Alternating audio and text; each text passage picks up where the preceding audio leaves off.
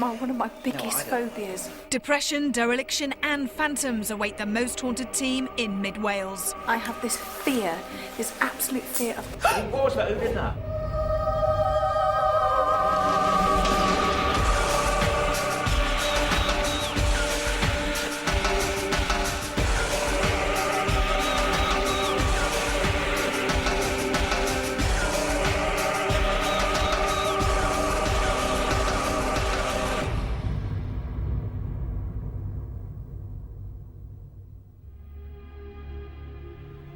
Hello and welcome to Most Haunted. Today, the team face another testing time. Two ancient buildings that hold unseen hands and offer us intense feelings of oppression. And somewhere within these walls roams the ghost of a white lady. And that's why I've brought you to Tretower Court and Castle. 8 miles north of Abergavenny, Tretower Court and its neighbouring castle today show substantial signs of both restoration and ruin. The castle's original 11th century construction coincided with the Norman invasion, and soon after it became the spoils of a war that saw it pass between English and Welsh hands for the next 300 years. Eventually, a medieval manor house was built to replace it as a residence, with the wealthiest commoner in Wales, Roger Vaughan, completing the job in the 1450s. Modifications continued at the court until finally passing from the Vaughan family in 1783. This former battleground, which has also served as farmland, may now lie redundant. But will we be privy to any of the astral energies that still roam Tretower Court and Castle? It goes back to about 1080. It was originally a wooden Mott and Bailey castle given to one of King William the Conqueror's knights after the Battle of Hastings. Around 1150, a stone castle was built here, and for 6 generations it belonged to a family called the Pickards. The present building that we can see here now was built for the Vaughan family.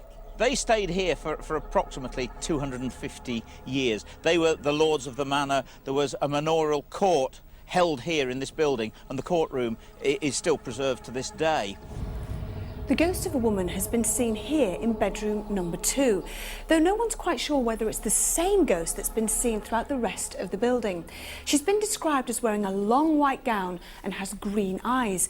And for those people who are unfortunate enough to witness this terrifying apparition, she's been described as anxious, though not aggressive.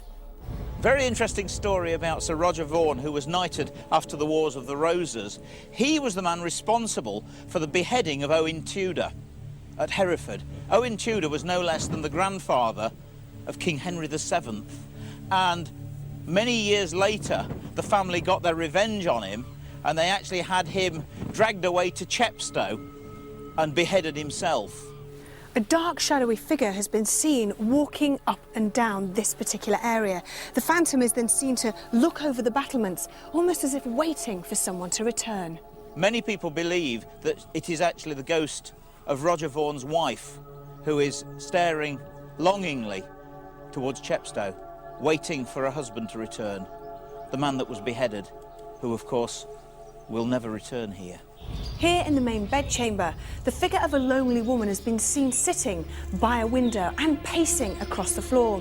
Many people feel very uneasy in this room, and some refuse to enter. There's also the story of the ghost of a little boy that's seen in the manorial court and also sitting on the steps outside. Today, we welcome parapsychologist Louis Savre along to join us at a location that offers mysteries galore and with another epic adventure ahead. So, Louis, why is this particular location of an interest to you? Well, we've got a really large location with a castle and a tower, but for me the really interesting thing is there's no electricity. And parapsychologists have theories about ghosts, and one of those is that they're caused by electricity. If we get phenomena this evening, that disproves that theory, so I'm really excited to be here. What about the fact that we have 2 locations? We have the castle, we have the manor house behind us that used to be used as courtrooms. So how do you feel it's going to work as an investigation, because we have 2 massive areas to investigate? How do you feel that's going to work? On previous occasions, other groups have made noises which have then sent us off investigating those noises, and it's turned out to be the other group. So here we can have different groups on vigils where we know that the noises can't be caused by anything else normal. Okay. Now, here there only seems to be 2 ghosts. Do you find in your experience that a lot of haunted locations, a lot of phenomena has been caused by one particular ghost? Or do you find the phenomena less because there are supposedly less spirits around? That's a very hard question to answer, Yvette. I mean, every place that we've been to is different, and there are, millions of haunted locations around the globe. This just happens to have 2 ghosts, so it doesn't seem to have a lot of ghostly activity with the site, but then we just don't know until we start investigation what's going to happen. Okay. And with the mean and moody Black Mountains as the perfect backdrop, we fully intend to put our nerves to the test as soon as these crumbling walls are shrouded with the deathly darkness of nightfall. But until then, we've decided to concentrate on the manor house and not the open-air castle. Our resident mediums are also now in Powys and ready to begin. But what would Derek Acora and David Wells unearth from the sometimes bitter and battle-weary past that still haunts Tretower Court and Castle?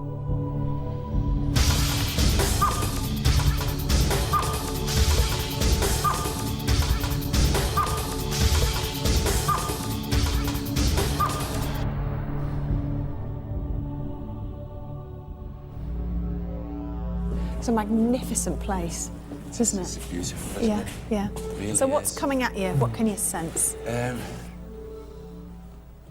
I'm told to say that we've got someone called Roger that moves around these buildings. Do you think he's been seen? Has he been seen? Not in the form of a true spiritual manifestation, but I feel his presence has been witnessed, seen here, and people have felt him. Whereabouts, Derek? Whereabouts is he active? Up above, Right. rather than ground floor. I'm calling it ground floor, he said, to the ground. And he said he's one of a few. He's one of a few. The name of Roger does hold strong connections with Tretower, with more than one landlord sharing this name. But would this character live up to their promise of accelerated levels of activity up on the higher levels? The main bedchamber appeared a perfect place. After all, it regularly reports a female apparition, although Tretower's Lady in White is said to be both austere and anxious. Now, this is a spirit lady. She belonged here. She felt part of the fabric, so to speak. She was a person of high esteem rather than in service. It's like saying this. She was the lady to someone who was called Sir. Right.